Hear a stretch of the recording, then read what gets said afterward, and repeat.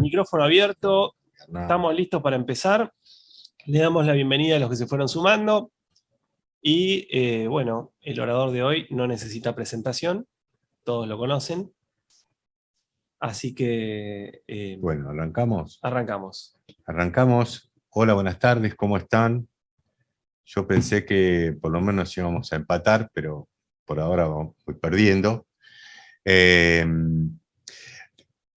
Si estuvieron en la clase anterior de biología molecular, fue toda una introducción referido a conceptos básicamente técnicos, proceso, lugar de trabajo, aislamiento de ácidos nucleicos, PCR, bueno, una cantidad de cosas. Hoy vamos a meternos en los temas en particular. Y la verdad que obviamente abarcar en una hora, 40 minutos, todos los temas que se hacen en biología molecular es literalmente imposible. Lo que yo voy a intentar es hacer un pantallazo arrancando desde de más a menos. ¿Qué significa de más a menos? De lo que tenemos más cantidad de trabajo, no solamente nosotros, sino en general la mayoría de los laboratorios, siempre hablando de enfermedades infecciosas, y de lo que se tiene menor cantidad de trabajo. Y que también generalmente es con lo que empiezan los laboratorios de biología molecular en enfermedades infecciosas. Y por supuesto, como ustedes imaginarán, de lo primero que vamos a hablar es de la utilidad de las técnicas moleculares en la infección por HIV.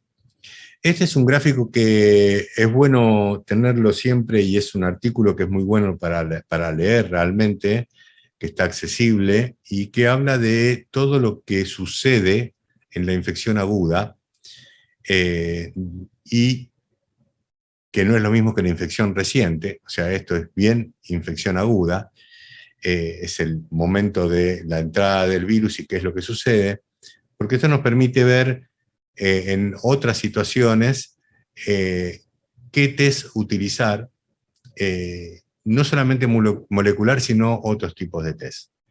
Como ustedes saben, la mayoría del diagnóstico de las infecciones por VIH, el concepto, el test es serológico, y esto no cambia. Básicamente es el test más importante. Esto pasa lo mismo en lo que vamos a ver con hepatitis C y lo que vamos a ver con hepatitis B, que son las tres primeras que vamos a discutir o conversar, donde las determinaciones más sólidas, más importantes, las que más se realizan, las que se utilizan de testeo, de tamizaje, etcétera, son las serológicas. Y las técnicas de biología molecular se van acomodando, dependiendo de estas patologías, a distintas situaciones. Y acá ven claramente que la primera ventaja que podemos encontrar entre todos estos parámetros que suceden en la infección aguda, o lo que podemos llamar síndrome retroviral agudo, que es cuando el paciente tiene algún tipo de sintomatología, generalmente tienen algún tipo de sintomatología, más allá que sean estudiados o no en ese momento por VIH, vemos claramente que el primer marcador que aparece es el RNA del HIV, y esto, la única forma obviamente de medirlo es a través de técnicas moleculares. Después aparecen las técnicas serológicas. Claramente, en la primera semana, en las primeras 2 semanas, se detecta el RNA, pero se sigue detectando obviamente, excepto que aparezca tratamiento. Y ahí ya donde aparece el tratamiento, aparecen los otros conceptos de otras técnicas para utilizar en biología molecular, en el caso de HIV. Después el manejo de diagnóstico, básicamente, en la mayoría de las situaciones es serológico, a través de los test que después seguramente van a discutir cuando vean la unidad de inmunoserología. ¿Cuáles son? Esta es una diapositiva vieja, pero que la realidad es que no cambia, porque esto no ha cambiado. ¿Cuáles son, digamos, en qué situaciones uno utiliza las técnicas moleculares en la infección de VIH? Cuando hablamos, podemos hablar de diagnóstico, que es donde menos se utilizó, sobre todo en un principio. Se utilizaba muy poco en el diagnóstico y casi nada, diría yo, porque hasta los algoritmos no la tenían contemplada. Hoy por hoy, no solamente esto que les estoy comentando, sino si discutiéramos algoritmos de HIV, la carga viral se ha convertido en un test confirmatorio, la carga viral para HIV. O sea, algo que antes se hacía casi exclusivamente con test serológicos, como los ELISA o el Western Blot, el Western Blot yo diría que ha sido casi literalmente reemplazado, salvo en situaciones particulares, por las cargas virales de HIV. Y algunos conceptos que se tenían en algún momento de que las cargas virales podían tener resultados falsos positivos a determinado nivel de carga viral, o también resultados falsos negativos, ya hoy por hoy casi eso no se discute, que eso no sucede, básicamente. En el diagnóstico, serología indeterminada, esto ni hablar, esta es una situación típica, ¿sí? Cuando existen ELISAs que no definen la situación, o Western Blot que no definen la situación, aplicar una técnica de biología molecular para detectar el genoma viral es sumamente importante. En la primoinfección, como lo vimos, lo primero que tenemos en la primoinfección hasta que aparecen los anticuerpos es la detección de ARN o ADN, y eso lo vamos a discutir después en forma particular, porque ese es un punto que generalmente genera cierta, yo diría, confusión o cierto solapamiento de los test de DNA y de RNA. En el recién nacido de madre HIV positiva, obviamente, porque los anticuerpos en ese caso no sirven, y en el contacto de alto riesgo, que es una situación, yo diría, muy complicada, donde hay que evaluar muy bien todo lo que sucede, y hay que entender muy bien también las limitaciones que tienen las técnicas moleculares en este punto. O sea, pueden ser útiles, pueden ser de ayuda, pueden acompañar, pueden bajar la angustia en los primeros 10 días post-infección, pero no descartan las infecciones, entonces se requiere igual del seguimiento serológico.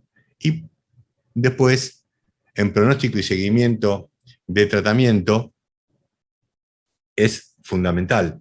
Es fundamental porque la carga viral, y es el mayor volumen de trabajo que uno tiene, son las cargas virales de HIV, que de alguna forma sirven para evaluar el tratamiento, para evaluar una manera indirecta de evaluar resistencia. Y cuando hablamos en realidad es una manera indirecta o sea, es una manera directa de medir fallo, lo que no necesariamente significa resistencia, que esto también a veces genera cierta confusión. Puede haber fallos sin necesidad de que haya resistencia, porque hay otros factores que generan los fallos terapéuticos, como por ejemplo, el más común, y por eso lo nombro en la diapositiva, es la falta de adherencia al tratamiento. Entonces acá es donde uno, y por supuesto los estudios de resistencia que vienen acompañados al fallo. Acá es muy importante, si uno puede tener la posibilidad de un paciente que viene en seguimiento adecuado y de golpe tiene un fallo, es hablar con el médico para poder ver y evaluar el porqué de ese fallo. Porque no siempre es resistencia. Quiero decir con esto que a veces puede tener un paciente fallo, que generalmente es a bajas cargas, y un test de resistencia que no marque una resistencia en particular. Es un test de resistencia que dé sin las mutaciones de primera línea que indican resistencia a los antirretrovirales. Entonces, básicamente tenemos ¿qué se utiliza en el diagnóstico? En esas situaciones que yo les comenté en un principio. Y acá es donde históricamente en esta situación se utilizó lo que se llamó, o lo que se llama, el ADN proviral en células mononucleares. ¿Qué es el ADN proviral? Es el ADN que ya está integrado a la célula del paciente, principalmente a los CD4, puede estar también integrado a otro tipo de células. Este DNA proviral, en realidad, uno habla de un DNA proviral que es, en realidad cuando uno lo desglosa son varios DNA proviral, pero lo importante es que se mide el total, normalmente para el diagnóstico. Y ¿Cuál es el concepto de decir que esta es la mejor técnica para el diagnóstico? Es que una vez que el virus ingresa a la célula, yo iba a poner una diapositiva, pero después son tantas diapositivas que decidí sacarla. Cuando el virus ingresa, se integra a la célula y ahí es donde queda de por vida. Hasta ahora no hay forma de erradicarlo y esto es lo que hace que sea una infección crónica que no tiene cura hasta el momento. Porque si bien el DNA, el RNA puede ser negativo, o por lo menos menor al límite de detección que podemos detectar, y el DNA proviral puede ser muy bajo, están los reservorios también, que uno tendría que buscar el DNA proviral en los reservorios. Eso es un tema más de detalle. Lo concreto es que de ahí es donde viene el concepto de utilizar al ADN proviral como diagnóstico. Ahora,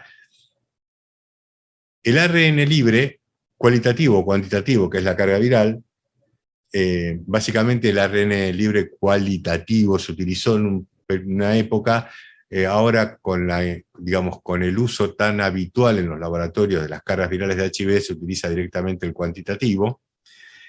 Al principio se lo veía como una opción no tan buena como el ADN proviral, pero con el tiempo yo diría que literalmente la reemplazó al ADN proviral.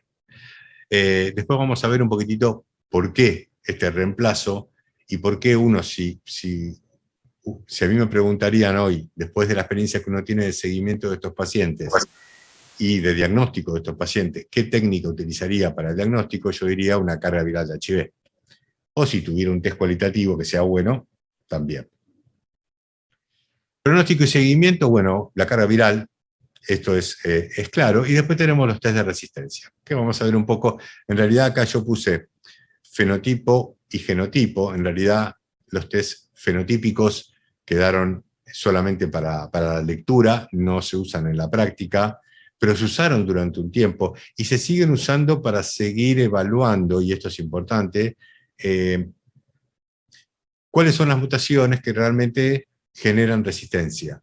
Entonces, al asociar fenotipos de determinadas características, o sea, que generan resistencia a determinados antirretrovirales, hacer el genotipo de eso permite intercambiar, entrecruzar, entrelazar los datos para poder saber cuándo estamos en presencia de mutaciones que realmente implican resistencia. Bueno, tropismo, que es una forma de medir la afinidad a unos receptores con determinado tipo de antirretroviral, y los test de integrasa que, digamos, deben ser solicitados aparte. Y ahora después lo vamos a ver con los test de resistencia. ¿Cuál es el problema del ADN proviral? Que no existen test comerciales. Literalmente no existen test comerciales para medir ADN proviral. El último que existía hasta hace 10 años, tal vez me equivoque y sea un poquito menos, pero aproximadamente, era un test Rubo de Roche, que era de PCR en tiempo final, que se sacaba el paquete de células y se hacía una PCR de ADN proviral en esas células obtenidas de la sangre entera del paciente del cual se sospechaba la infección. Era un test realmente muy bueno, con los inconvenientes típicos de un test de PCR en tiempo final, manual, con un procedimiento previo que es una separación con gradiente para poder sacar las células. El inconveniente de que uno en realidad nunca termina de conocer exactamente, no todos los CD4 están infectados con el ADN proviral, entonces tiene que tener, si estos pacientes tienen un recuento de CD4 muy bajo, la cantidad de ADN proviral que tiene ese paciente también es muy baja. Entonces el test puede tener, entre comillas, algún falso negativo. En realidad, en la práctica, en la experiencia, por lo menos nuestra, y creo que en general de este test, funcionaba muy bien, pero técnicamente tenía algunos inconvenientes como es la manualidad, la extracción y el tipo de muestra que uno tenía que utilizar. A diferencia de esto, la utilización del plasma para una carga viral de HIV o para un test cualitativo que se usó durante un tiempo, insisto, había un test cualitativo que se utilizaba bastante, sobre todo en recién nacidos, y trabajos que demostraban que tenía una excelente sensibilidad comparada con el ADN proviral, hoy ya está reemplazado por la carga viral. Y un concepto que acá, esta diapositiva por eso es vieja también, pero insisto, es vieja, pero nos permite reconocer algunas cosas. Las cargas virales menores a 5.000 o 10.000, en un paciente que no tenía serología positiva, se lo consideraba un falso positivo. Y la realidad es que durante muchos años, cuando uno estudiaba un síndrome retroviral agudo con anticuerpos negativos o una serología indeterminada con cargas virales, las cargas virales generalmente eran muy altas. Pero sin tener una respuesta para darles, la realidad es que hoy por hoy hay seroconversiones con cargas virales menores de 5.000 que son verdaderas. O sea, claramente, yo no sé si es por cómo cambió los tratamientos antirretrovirales, que seguramente es lo que ha cambiado la historia un poco y el funcionamiento de esta infección. Hoy se pueden tener seroconversiones con cargas virales menores de 5.000 y ser verdaderas. O sea que este concepto quedó un poco atrás.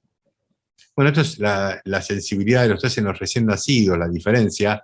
¿Por qué? Porque, insisto, el lugar donde quedó muy anclado el ADN proviral es en los recién nacidos. Sin embargo, esta diapositiva muestra claramente que la sensibilidad de los test de ARN es similar, y hay algunos trabajos que dicen, que demuestran, no que dicen, sino que demuestran, que el test de carga viral sería más sensible. Yo no sé, seguramente la sensibilidad no tiene que ver con la capacidad mejor dicho, no tiene que ver con que el ADN proviral no esté, sino que el test, al ser una PCR en tiempo final, al ser manual, etc., tenga una menor sensibilidad que el RNA, básicamente, y que la carga viral. Cuando digo RNA, digo carga viral, porque es los test que se utilizan habitualmente. Y acá tenemos las metodologías de carga viral. Por lo menos tenemos algunas de las más importantes, porque no hay muchas metodologías para hacer carga viral de HIV, menos en nuestro medio. Hay algunas tecnologías que casi que han desaparecido. Nosotros, las que están recuadradas es la en rojo, es la metodología que utilizamos nosotros, que lo hacemos con un sistema automatizado, totalmente automatizado, que es el COBAS 4800. Hay otros COBAS 6600, 8800, que hacen también la misma metodología totalmente automatizada. Ahí se ven las características del test, ¿sí? Lo importante de qué volumen de muestra, bueno, el límite de detección cuantificable, el rango lineal, el target también. Acá no se ve el target. Sí, se ve arriba el target, que tenemos un target dual. Esta fue una de las incorporaciones que hizo los equipos de Roche, que al principio solamente estaban dirigidos hacia el GAG. Esto mejoró la sensibilidad y también la detección de distintos genotipos. A la izquierda abajo vemos cómo es el informe, según tal cual lo dice el inserto, y acá me voy a detener un poquitito en algo que, digamos, sería, yo sé que del otro lado, no sé si hay médicos, si hay residentes, pero bueno, una de las maneras de informar las cargas virales siempre fue menor a 50, bueno, empezamos con menor a 1000, después menor a 400, después menor a 50, y ahora hablamos de menor a 20, que puede ser menor a 40, menor a 30, dependiendo de la metodología, pero hablamos de menor a. Y con el tiempo se fue incorporando una mezcla de un informe de cuantitativo, que es menor a, o con un número determinado, o mayor a menor a, detectable o no detectable. Y esto vamos a ver que tiene, por lo menos, cierta importancia a través de los trabajos, básicamente en hepatitis C y en hepatitis B. Si bien en HIV hay varios trabajos, y acá también se hizo un trabajo hace unos años, donde cargas virales menores a 20 detectables, o sea que se detecta el virus, aparentemente tendrían la posibilidad de generar resistencia, o fallo, mejor dicho, de generar fallo más rápidamente que aquellos que son target no detected, o sea que menor a 20 y no se detecta nada. Pero en la práctica, y según las normas de fallo de tratamiento que habla de mayor de 200 copias, no tiene sentido el informe de menor a 20 detectable. Entonces, si bien hay laboratorios que lo hacen, y no estaría mal, no está mal entre comillas, es algo que el médico normalmente no le aporta porque no le cambia ningún tipo de conducta. Como a veces pasa con los llamados blips, ¿sí? Que son cargas virales muy bajas, por debajo de 100 o por debajo de 200, que hay que comprobar si se repiten, si eso tiene que ver con la adherencia al tratamiento, si el paciente dejó de tomar alguna pastilla. En algunos casos se lo atribuía a las metodologías, pero eso fue como una especie de ráfaga durante unos años, donde se atribuía a algunas técnicas de Roche particularmente tener más blips que otras metodologías. Después hubo trabajos que lo fueron disolviendo ese concepto, y hoy por hoy las distintas metodologías de carga viral de HIV son, son similares en el sentido que tienen la misma capacidad de detección y funcionan perfectamente bien. Y el gráfico de la derecha es para que entendamos el por qué un paciente puede tener menor a 20 detectable, o puede tener en un momento menor a 20 y después, aunque esté haciendo el tratamiento, puede tener 25 o 30, que existe esa viremia, no sé si se ve bien en la diapositiva, como se denomina viremia residual, que pese al tratamiento y pese a que nosotros no detectemos, hay una viremia residual en la mayoría de los pacientes que no la vemos, porque no la detectamos, pero que en algún momento, por algún motivo, de los cuales hay muchos para decir, puede salir a la superficie, como quien diría, o sea, superar el umbral de detección que tenemos según la metodología. Yo creo que en carga viral de HIV es eso lo más importante. Después tenemos las características de los test de resistencia.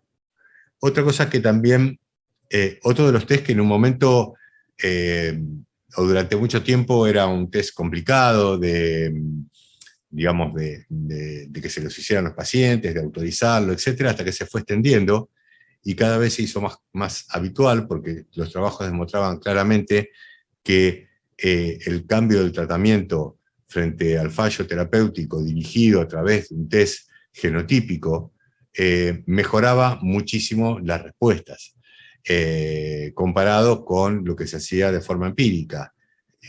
Y hoy ya diría que casi nadie hace un cambio de tratamiento, salvo que no tenga la opción, sin hacer un test de resistencia genotípico previamente. Ahora, los test de resistencia siempre tienen algunas limitaciones, y no me voy a referir, o sea, no me voy a dirigir no voy a explicar lo técnico del test de resistencia por lo complejo, porque eso requeriría mucho más tiempo, pero sí para que sepan que tiene algunas ventajas, como resultados mucho más rápidos que los fenotípicos, es más barato, obviamente está más disponible, puede detectar algunas mezclas de cepas salvajes, a diferencia de los test fenotípicos, que son mucho más complejos. En realidad casi ningún laboratorio lo realiza, salvo laboratorios que, digamos, de referencia para mantener la información de las bases de datos totalmente actualizada. Y las desventajas que en los genotipos me voy a basar, una de las desventajas más importantes que tiene es que necesita cargas virales arriba de 1000. Por debajo de 1000, si bien a veces los test de resistencia funcionan, sobre todo entre 500 y 1000, con alguna característica diferencial en el procesamiento, no siempre pueden representar realmente las mutaciones, o se puede perder alguna mutación en ese tipo de test, con lo cual no es lo más recomendable. Entonces, en esta situación, cuando las cargas virales son menores de 1000, lo recomendable es hacer el test de resistencia del ADN proviral, que es una metodología que tiene un sistema de aislamiento completamente distinto, porque tenemos que aislar el ADN proviral y después de ahí hacer las PCR para los test de resistencia. Muchísimos trabajos, porque una de las preguntas que uno se hacía es si las mutaciones que uno encuentra en un ADN proviral son las mismas, o mejor dicho, las que encuentra en el ARN son las mismas del ADN proviral, y la realidad es que muchísimos trabajos que sí, demuestran que sí, que es representativo el ADN proviral, con lo cual esta es una alternativa cuando tenemos pacientes con cargas virales muy bajas que están fallando y no se le puede hacer un test de resistencia tradicional. Bueno, cierta incapacidad para detectar algunas variantes, o sea, siempre se detectan las variantes mayoritarias y hay un porcentaje de variantes minoritarias que se pierden con estos test de resistencia. Estas son todas limitaciones, ¿sí? Acá lo vemos nuevamente las limitaciones, y es importante que, digamos, que los test de resistencia estén solicitados en forma adecuada y que tengan referencia con el tratamiento. Para el laboratorio es muy importante conocer todo lo que, digamos, todo lo que se refiere al tratamiento para poder interpretar estos tests. Bueno, veo que saqué diapositivas y saqué 2 diapositivas que hablaban de, básicamente, de los tests de resistencia a la integrasa y el test de Maravirot, el test de tropismo, que son test que se piden en situaciones especiales y que son diferentes a los test de resistencia. Cuando uno habla de test de resistencia, habitualmente habla contra inhibidores de la proteasa o inhibidores de la transcriptasa reversa, nucleosídicos o no nucleosídicos, y esto es el test de resistencia tradicional. Después, si vamos a hacer un cambio a un inhibidor de la integrasa, tenemos que hacer un test de resistencia específicamente para detectar mutaciones en ese sector del genoma, y lo mismo para el Maravirot. Entonces esos tienen que ser pedidos especiales diferenciados del test de resistencia. Y ahí cerramos un poco rápidamente, muy someramente, lo que hacemos en el laboratorio de biología molecular para HIV. Para hepatitis virales, y acá entramos en zonas muy cambiantes. La hepatitis C, donde hasta hace 5 o 10 años requería de un seguimiento bastante importante con las cargas virales de hepatitis C, hoy nos tenemos que plantear, hoy ya desde hace varios años, con un panorama completamente distinto, con los antivirales de acción directa, que modificaron la historia de lo que es la hepatitis C hasta poder hoy hablar casi de cura de hepatitis C. Este es el genoma, es hacia donde están dirigidas las técnicas de PCR en general, la mayoría. Este es un esquema para conocer que básicamente la forma de detectar a estos pacientes es a través de la serología, igual que HIV, pero que en algunas situaciones especiales la detección de RNA puede ser importante, más allá después de lo que es el seguimiento del tratamiento. Estamos hablando del diagnóstico. Obviamente, en los primeros, si uno detecta la infección aguda, que en otro momento no se estudiaba tanto, pero hoy se tiende a estudiar mucho más la infección aguda de hepatitis C y encontrarla mucho más. Bueno, este es un cuadrito de las interpretaciones, básicamente solamente para recalcar una cosa que también es de una diapositiva vieja y la dejé a propósito, que es lo que se habla de viremia intermitente. Si bien uno no puede aseverar que lo que voy a decir sea totalmente cierto, yo considero que el tema de las viremias intermitentes tenían más que ver con la metodología de laboratorio que se utilizaba, que eran nested PCR para detectar el RNA cualitativo de hepatitis C, que un problema de la viremia transitoria. Entonces, generalmente los pacientes cuando tienen respuesta al tratamiento no hay viremia transitoria. Generalmente hay fallo o respuesta al tratamiento. Y ahora directamente, digamos, la probabilidad de fallo es muy baja, no es imposible, pero es muy baja y la mayoría de los pacientes con estos nuevos antirretrovirales, digamos, perdón, antivirales, dije antirretrovirales porque me quedé con HIV, no tienen realmente la desaparición del RNA en el plasma o en el suero, es realmente muy, pero muy importante, muy rápida, muy, pero muy rápida. Situaciones donde se puede dar que uno tenga un falso positivo, por ejemplo, o un falso negativo de la serología, es en los pacientes inmunocomprometidos. No es una cosa habitual esto, me parece que es más de teoría en general que de la práctica. Muy pocas veces hemos encontrado esta situación, y aún en los pacientes HIV positivos. En los pacientes HIV positivos, aun que estén con CD4 muy bajos y que estén realmente muy inmunocomprometidos, generalmente presentan anticuerpos en alguna concentración. Bueno, esto es un popurrí de todas las metodologías y solamente marqué la que hacemos nosotros. Lo importante es que hay que tener en cuenta acá, que cuando ven esas tablas, ustedes a veces pueden ver que los límites de detección varían aún con las mismas metodologías y tienen que ver según el sistema de aislamiento o si el equipo es automatizado o no automatizado, y esto cambia un poco los límites de detección y los rangos lineales. Pero básicamente hoy, tanto en HIV, en hepatitis C como en hepatitis B, tenemos rangos lineales que serían inimaginables hace 15 años, sobre todo en hepatitis B. Rangos lineales extremadamente amplios. Estos son algunas de las características de los equipos que más se utilizan en hepatitis C, ¿sí? En nuestro medio, por lo menos, y la bibliografía en general también.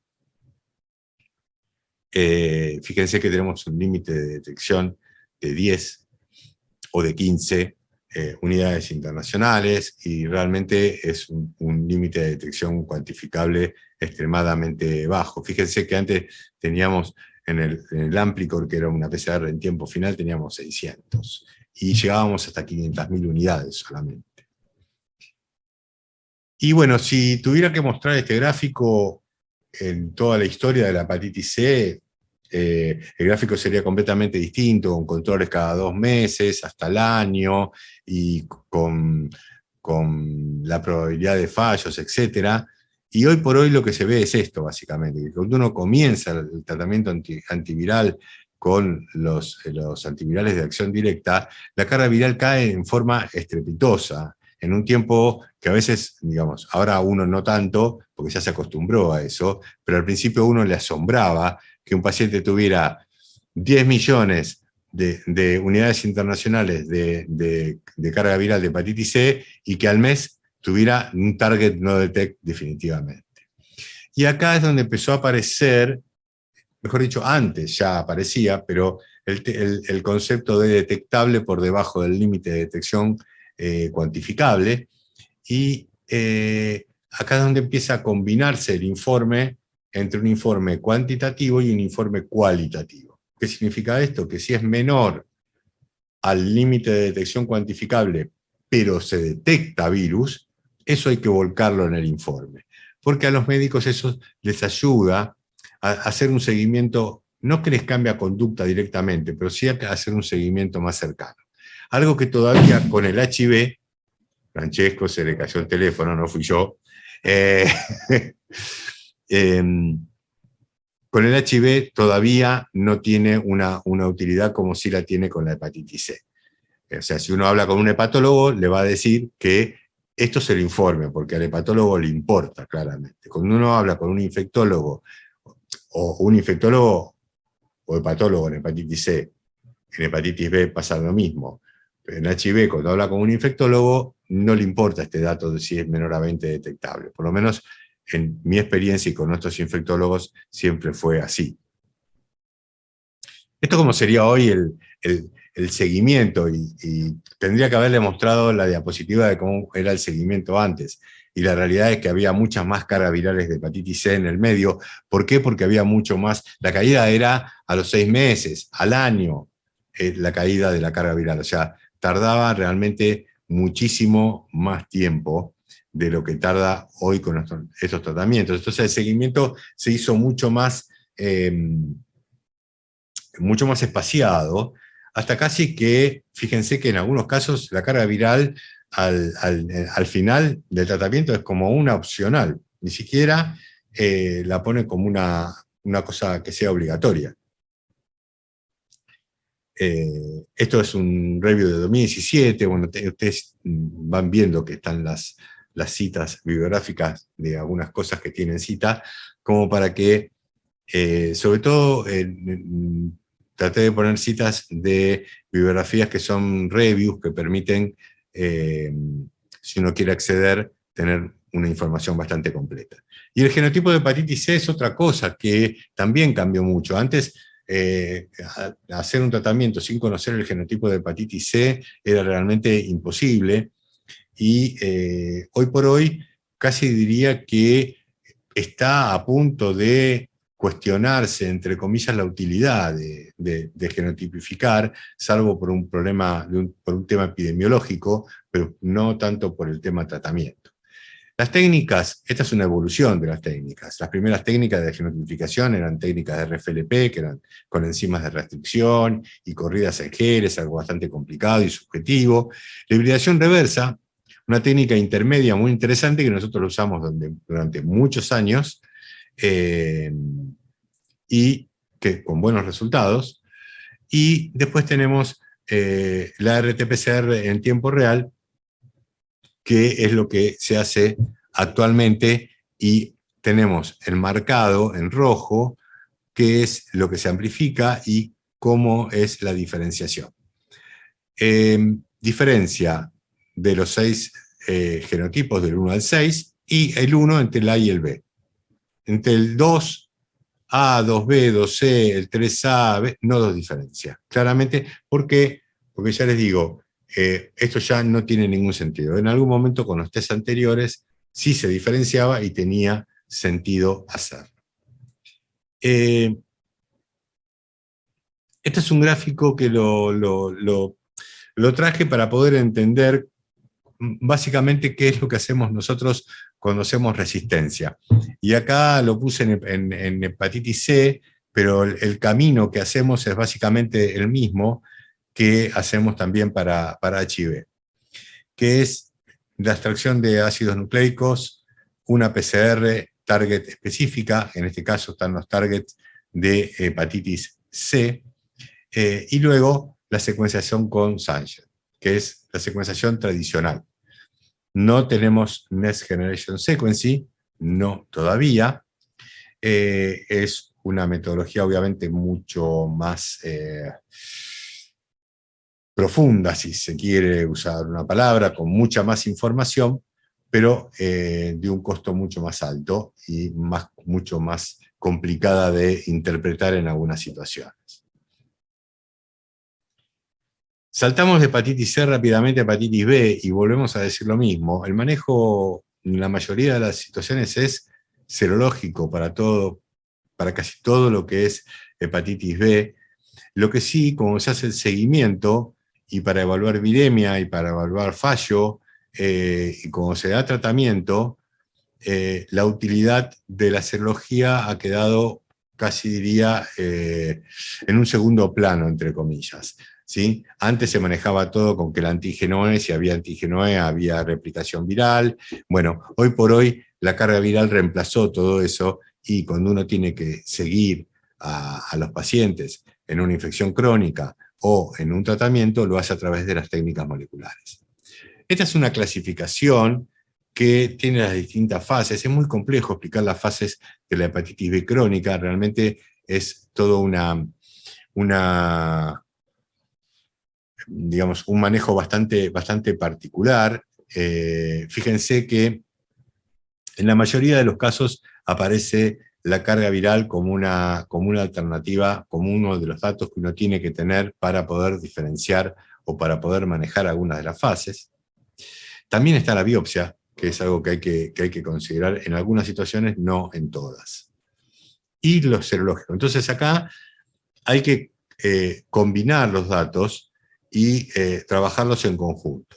Al igual que lo que pasa en hepatitis C, tal vez, al igual que pasa en HIV, sobre todo en un principio, en una infección aguda, en la hepatitis B los datos se combinan durante mucho más tiempo, los datos serológicos con los datos moleculares. En la hepatitis B crónica estamos hablando, ¿no? Aclaremos. Obviamente que la hepatitis B que se resuelve dentro de los 6 meses, el antígeno de superficie es negativo y se lo convierte a anticuerpo de superficie, no es necesario hacer más nada, excepto en situaciones especiales como inmunocomprometidos. Estas son las cargas virales, las metodologías que existen y están marcadas las que nosotros realizamos o hemos realizado.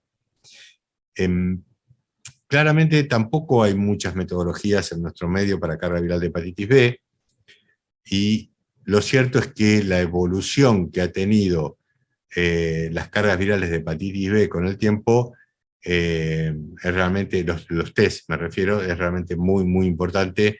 Hoy es un test extremadamente sólido, no solamente por la sensibilidad, la especificidad, límite de detección, rango lineal, etcétera, cuando en otros momentos realmente el rango lineal era mínimo, el límite de detección era muy alto, y por eso también se mantenía mucho la serología como acompañando el seguimiento de estos pacientes. También hay evaluación de resistencia, porque también acá puede haber fallo, puede haber recaída de tratamiento, y es necesario realizar los test de resistencia, al igual de lo que sucede en HIV y al igual de lo que puede suceder en hepatitis C. En hepatitis C, con los nuevos tratamientos, la cosa cambió mucho. En hepatitis B, si bien los tratamientos mejoraron, obviamente, notablemente, pero no pegaron el salto cualitativo que pegaron que sucedió en hepatitis C con los nuevos antivirales. Algunas de las mutaciones que uno puede buscar en los test de resistencia para hepatitis B, obviamente no nos vamos a entrar en esto, sencillamente fíjense también que muchas de las drogas que vemos son drogas que se utilizan para HIV también. Bueno, y saltando un poco la primera fase, que es HIV, hepatitis C, hepatitis B, que es donde más volumen de trabajo tenemos en el laboratorio de biología molecular, vamos a pasar a hablar un poquitito de los virus respiratorios, que en realidad, tal vez si esto lo hubiese dado antes de la pandemia, no hubiese puesto esto como segundo lugar, sino lo hubiese puesto tal vez como, no sé, como quinto. Pero la realidad es que hoy por hoy, la realidad del laboratorio hace que los test de biología molecular para virus respiratorios ocupen un lugar fundamental. Bueno, acá vemos una clasificación, vemos cuáles son las metodologías, hay muchas metodologías, pero básicamente vamos a quedarnos con, digamos, las técnicas moleculares, la inmunofluorescencia y los test rápidos, ¿sí? Porque claramente los test serológicos están mostrados como posibilidades, pero la realidad es que algo que ha incorporado el COVID, que es el estudio de los anticuerpos, es algo que nunca se ha hecho en virus respiratorios y no está muy claro qué significa. ¿Qué quiero decir con esto? Que no sirve para diagnóstico, que como hay reinfecciones constantemente, tampoco se puede definir que la presencia de anticuerpos o la presencia de IgM corresponda o no a un proceso actual. Tampoco significa protección, porque uno puede tener anticuerpos e infectarse. Entonces realmente la detección de anticuerpos para mí es algo que complicó mucho el tema pandemia. Otra cosa es post-vacuna, digamos, si uno lo quiere evaluar, pero la realidad es que nunca se hizo ni siquiera en la post-vacuna. Nadie se hace anticuerpos de influenza después de una vacuna de influenza. Y esta diapositiva, que no es mía, es de una ex compañera, pero me quedó y la verdad que está muy buena, es donde marca bien claro cuáles son las metodologías que tenemos. Y de acá, insisto, cultivo celular ya no se utiliza en casi nada de los estudios virales, salvo que uno quiera estudiar fenotípicamente algo, y sí los test de detección de antígeno, que acá lo tenemos reflejado como una inmunofluorescencia, pero también podría ser un enzimo inmunoensayo, y los test moleculares. Y acá vemos las ventajas y las desventajas que tiene cada uno de ellos. Históricamente la detección de los virus respiratorios, por una cuestión económica, por una cuestión digamos, de ser países no sé cómo lo quiere llamar, si tercermundistas o en vía de desarrollo, se utilizan las técnicas de inmunofluorescencia o de enzimo inmunoensayo como las más utilizadas. Sin embargo, son técnicas que demostraron no solamente con el COVID, lo demostraron toda la historia con todos los virus respiratorios, ser mucho menos sensibles que cualquiera de las técnicas moleculares que podamos utilizar. Y además, las técnicas moleculares tienen la capacidad de multiplexarse y poder detectar muchos virus en un mismo test. Entonces, en una misma muestra, en una misma extracción, entonces realmente yo creo que hoy por hoy, si uno tendría que hablar de técnicas de detección para virus respiratorio, tendría que hablar solamente de técnicas moleculares. Y solamente tendría que utilizar las técnicas de detección de antígeno rápido para situaciones particulares y en cumpliendo un rol en determinado tipo de situaciones. Y la inmunofluorescencia en realidad debería quedar para aquellos lugares donde no pueden tener técnicas moleculares. Las muestras, lo mismo, las muestras ya se habló mucho, con el COVID se habló muchísimo de las muestras. Y lo que sí es importante que uno tiene que considerar es, de todas estas muestras, independientemente de cuál sea la que elijamos, la muestra es crítica cuando uno va a hacer un test de detección de antígenos, ya sea por inmunofluorescencia o por un test rápido, por un enzimo inmunoensayo. Cuando hacemos una técnica molecular, sí, la muestra es importante, pero es mucho menos crítica para el diagnóstico que lo que es para las otras técnicas. ¿Por qué? Porque la sensibilidad de las técnicas moleculares es muy alta comparada con las técnicas. O sea, la capacidad de detección, el límite de detección, que acá también existe, es mucho más bajo para una técnica molecular que para una técnica inmunológica. Bueno, acá tenemos algunas de las técnicas en un resumen de una revisión de virus respiratorios, pero básicamente ustedes fíjense que las técnicas moleculares están en todos y son, sin ninguna duda, las más importantes. Y lo más importante de las técnicas moleculares, o no sé si lo más importante, lo que le da un plus a las técnicas moleculares es poder hacer las multiplex. ¿Sí? Que yo sé que en nuestro medio es muy complejo, sobre todo en nuestro laboratorio como laboratorio ambulatorio, donde los médicos no suelen pedir paneles respiratorios, no suelen pedir la técnica de PCR, suelen pedir investigación de virus respiratorios, entonces uno tiene que terminar haciéndole una inmunofluorescencia, pero la realidad es que ahí está perdiendo un porcentaje muy importante del diagnóstico etiológico de estas patologías. Y acá nada más que les remarqué dos de las metodologías que más se utilizan, no sé si son las únicas, pero seguro son las que más se utilizan en nuestro medio, particularmente el FILM-Array, que detecta varios virus, como ustedes ven, simultáneamente y los diferencia, y la otra es el Fast Track, que es una PCR en tiempo final, no es una PCR en tiempo real, pero que también detecta una gran cantidad de virus respiratorios simultáneamente, en una misma reacción y en un tiempo que puede ser reducido a 1 hora, 2 horas, o sea, un tiempo muy corto.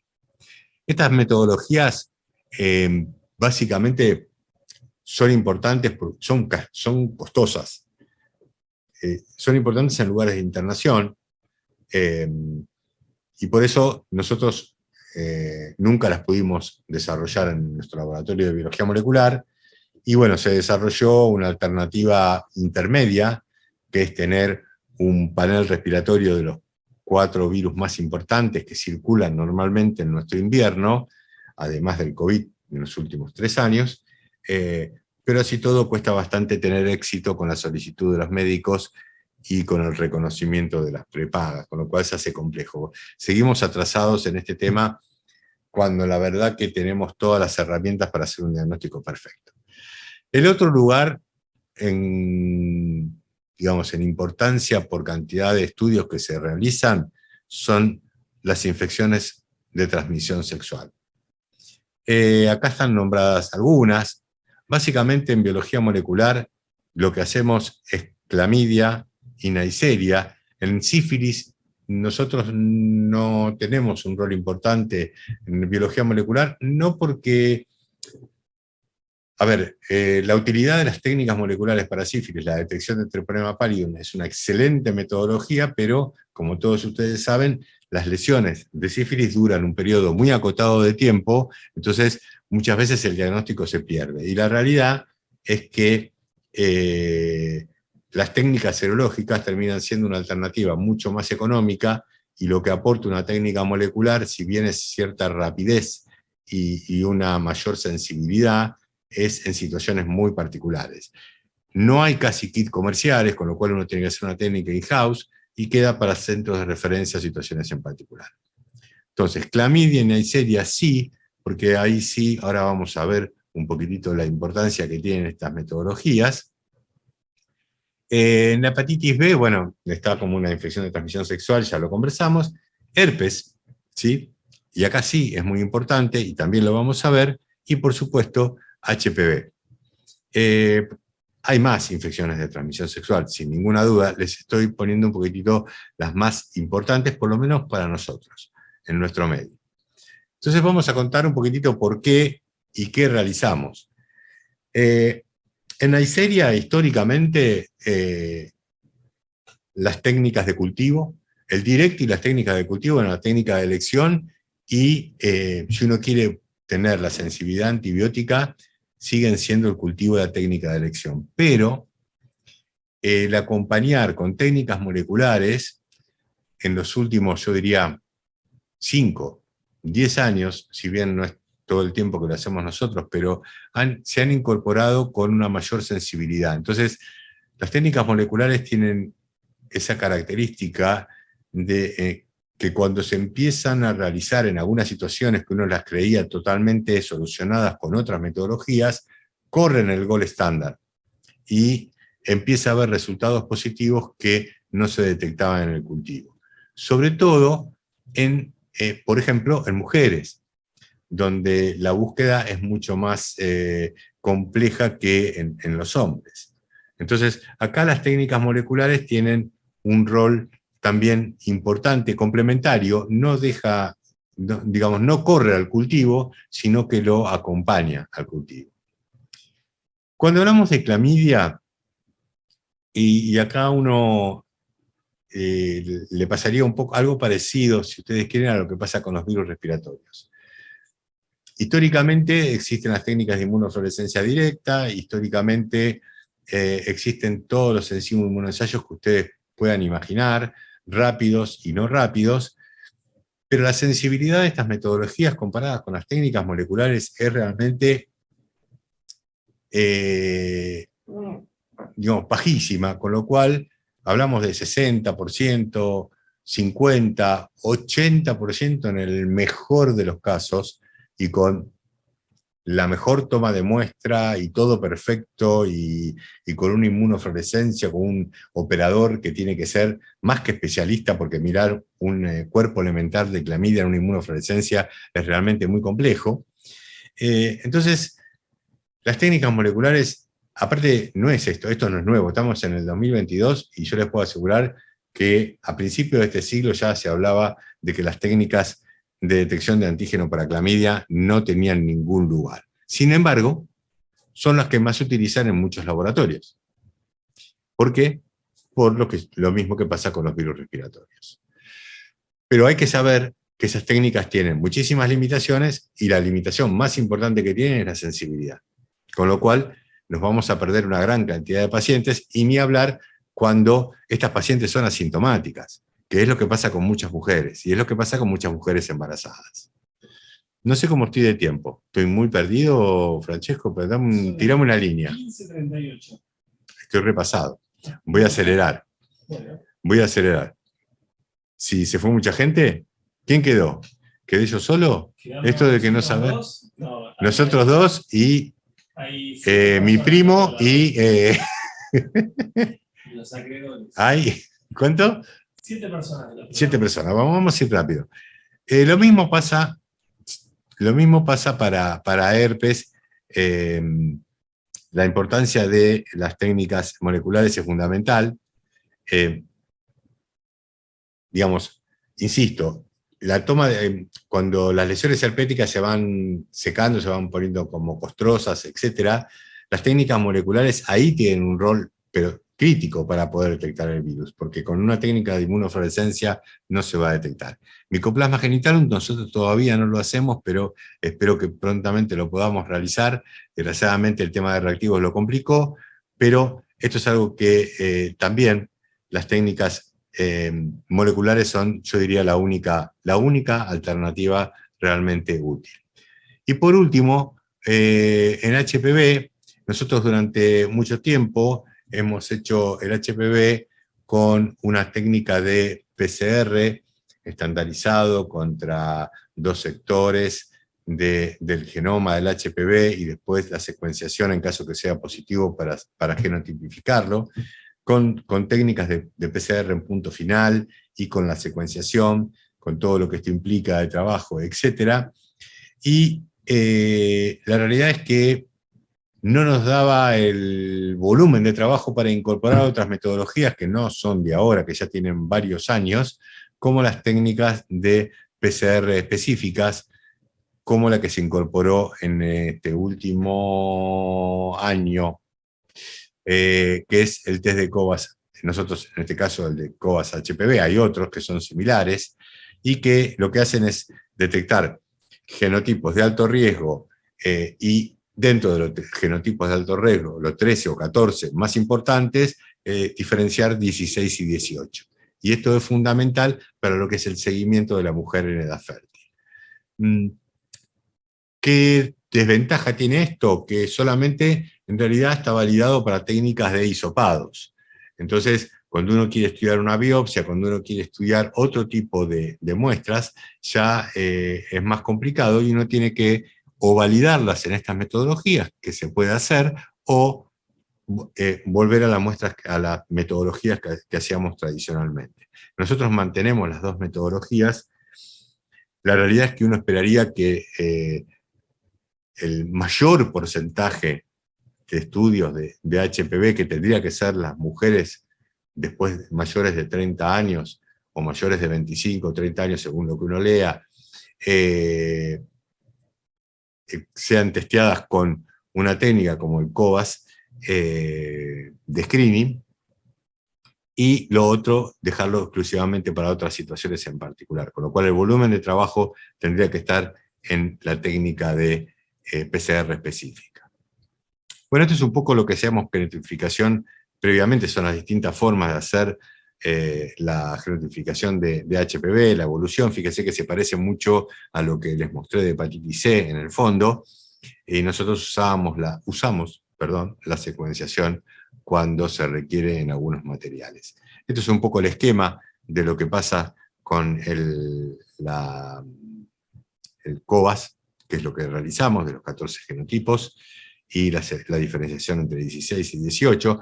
Y acá esta es más que nada lo traje para que los que tengan interés se lleven el dato bibliográfico, porque es un review muy interesante sobre todo lo que es infecciones de transmisión sexual, y acá compara todas las metodologías, y es muy interesante ver cómo algunas metodologías que todavía se siguen utilizando, su sensibilidad es muy baja, y acá, bueno, tenemos Neisseria, tenemos clamidia.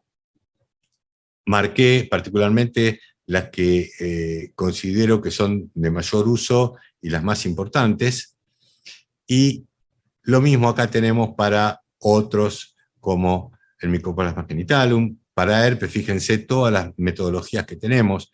Nosotros pasamos, yo diría no, pasamos por todas, considerando que hicimos durante mucho tiempo cultivo viral, HPV, y después de esto pasaríamos a sistema nervioso central, que nos quedan dos temas para abordar, que yo los voy a pasar muy rápido, que sería infecciones del sistema nervioso central y seguimiento de pacientes trasplantados. En infecciones del sistema nervioso central, siempre las técnicas de elección son las técnicas moleculares. Y acá tenemos los virus más habitualmente estudiados. Todo lo que es la familia de herpes virus, ¿sí?, que después vamos a ver qué limitaciones tienen. Hay algunas que no hacemos, el 7 y el 8 nosotros no lo hacemos, el resto sí. Enterovirus, JC, toxo y tuberculosis también en situaciones especiales. El enterovirus es el virus más detectado en infecciones del sistema nervioso central, junto con el herpes simplex, pero en huéspedes inmunocomprometidos los otros pueden jugar un rol importante. Esto lo voy a pasar. Fíjense que las sensibilidades y las especificidades son muy altas, pero ojo, hay que ver el tipo de paciente. Por ejemplo, cuando estudiamos Epstein-Barr, cuando estudiamos herpes 6, cuando estudiamos determinados virus respiratorios que pueden estar de forma latente, el valor predictivo positivo es muy bajo cuando son pacientes que no son inmunocomprometidos. En el caso del Epstein-Barr, cuando no está relacionado con un tumor. Si no está relacionado con un tumor, el valor predictivo es bajo. El herpes 6 pasa lo mismo. El valor predictivo positivo es muy bajo, quiere decir que la especificidad no es muy buena. Y acá hay que ayudarse mucho del contexto clínico, a ver qué virus se les estudió, qué es lo que realmente le pasa al paciente. La sensibilidad en casi todos es muy buena, con todas las metodologías. Esto es PCR en tiempo final o en tiempo real. Nosotros hacemos todo en PCR en tiempo real, pero, digamos, antes hacían las nested PCR, que también realmente eran muy, muy sensibles. Como detalle, saber que, por ejemplo, en el JC la sensibilidad es un poquito más baja, o sea que podemos tener resultados falsos negativos.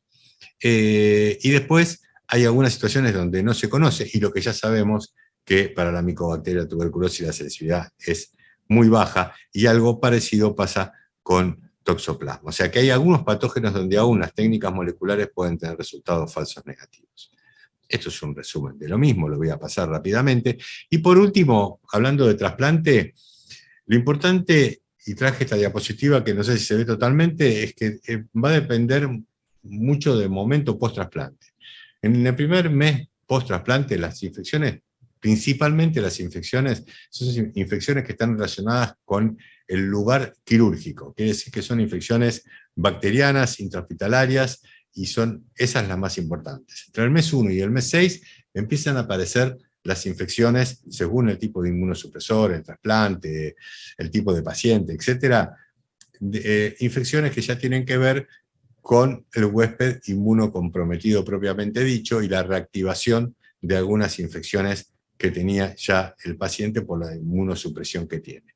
Y post los 6 meses empiezan a acompañar a este tipo de infecciones adquiridas en la comunidad. Y esto es en general el panorama de la búsqueda. Ahora, si tenemos que buscar un target que es representativo del seguimiento de un paciente trasplantado, es el citomegalovirus, sin ninguna duda.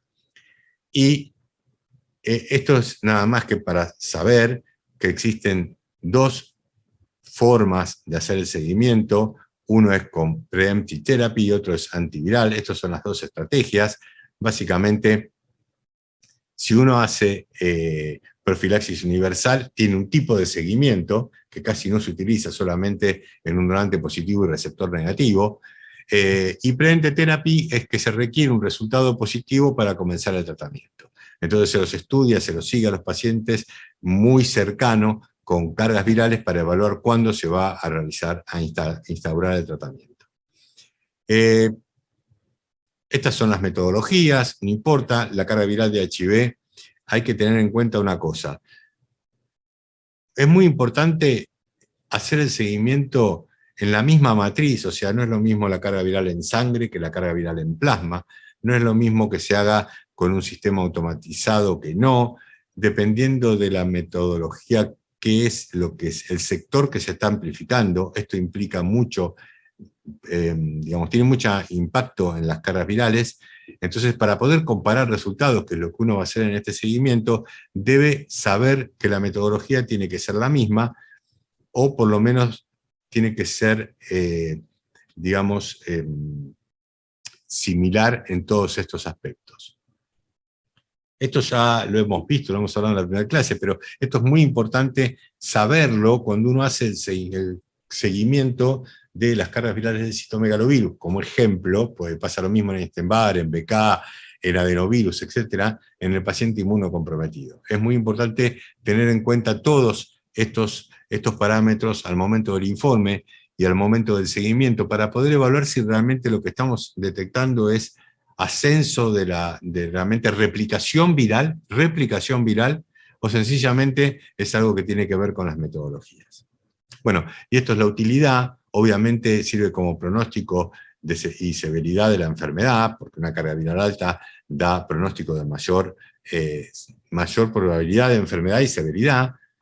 Manejo de la terapia anticipada, preemptive therapy, ¿sí? Definición del valor de corte, eso es algo muy complicado y eso depende de cada trasplante y de cada paciente, si después de 1000, si después de 5000, si después de 10.000 copias por mililitro o unidades internacionales.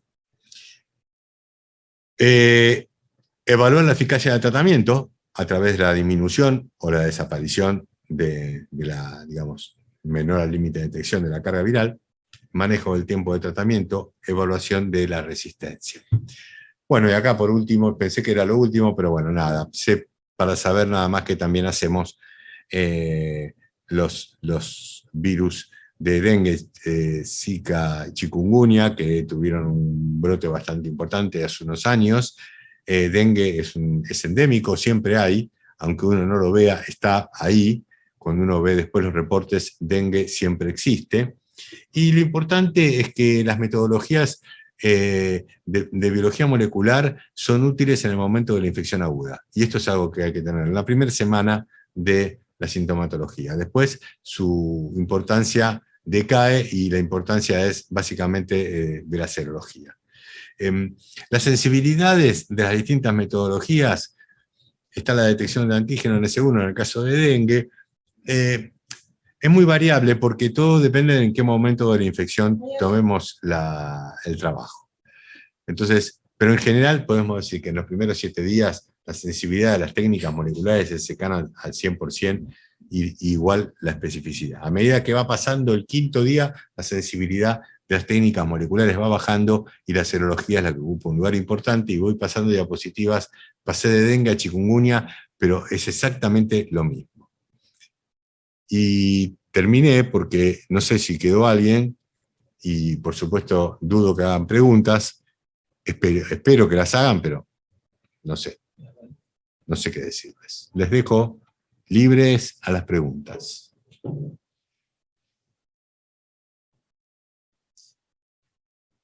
Les pego un repaso prácticamente a todo. He intentado justamente darle un repaso a todo lo que hacemos.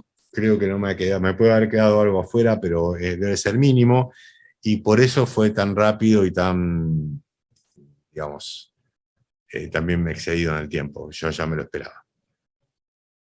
Bien. La pregunta, a ver si entendí bien. Vos hablás que no hay reactivos covirales. ¿Esto es algo así, dijiste? ¿Puede ser en algún momento? De DNA proviral. Sí, proviral. De DNA proviral, que no hay equipos comerciales. No hay equipos comerciales.